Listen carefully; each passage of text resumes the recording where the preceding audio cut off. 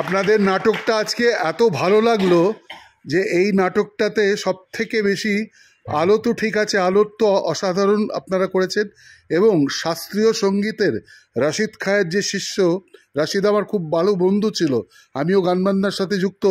এত অপূর্ব, মানে সেই শাস্ত্রীয় সঙ্গীতের পারম্পরিক মুন্সিয়ানাকে মাথায় রেখে বজায় রেখে এবং সেই সঙ্গে নৃত্যের যে পরিকল্পনা, নৃত্যকে যে পরিবেশন করে আপনারা এত সুন্দর পূর্ণাঙ্গ রূপ দিয়েছেন এই নাটকটিতে, এবং প্রত্যেকের অভিনয় নিঃসন্দেহে প্রশংসনীয়।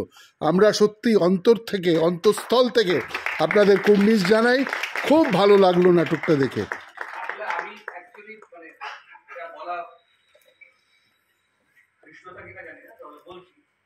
আমি থিয়েটার করে কিছু পাওয়ার জন্য সামনে দুজন বসে আছে,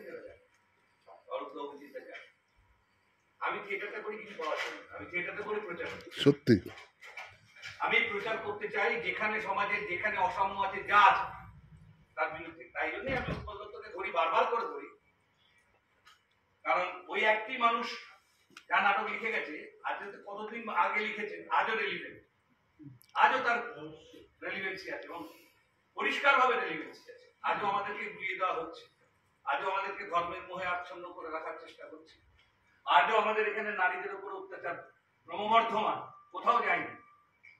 এই সমুদ্রগুপ্তরা আজও আছে যারা অন্তঃপুরে সম্রাজ্ঞীদের আজকে রাখতে চায়, এক্স্যাক্টলি আজও আছে।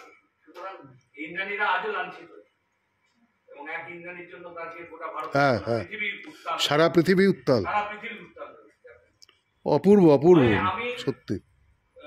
যদিও সর্বসম্মুখে সবার জন্য আজকে আমি প্রেক্ষাগৃহ আমরা সিদ্ধান্ত নিয়েছিলাম উন্মোচন করবো না, কারণ আমাদের আরো কিছু কাজ বাকি আছে যেগুলো করবার আমাদের কথা, সেগুলো কমপ্লিট করে তৃতীয় যে শো হবে সেই শো থেকে আমি সম্পূর্ণরূপে প্রেক্ষাগৃহ উন্মোচন করবো।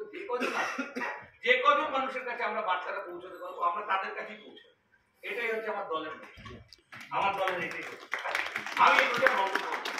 অপূর্ব, খুব সুন্দর।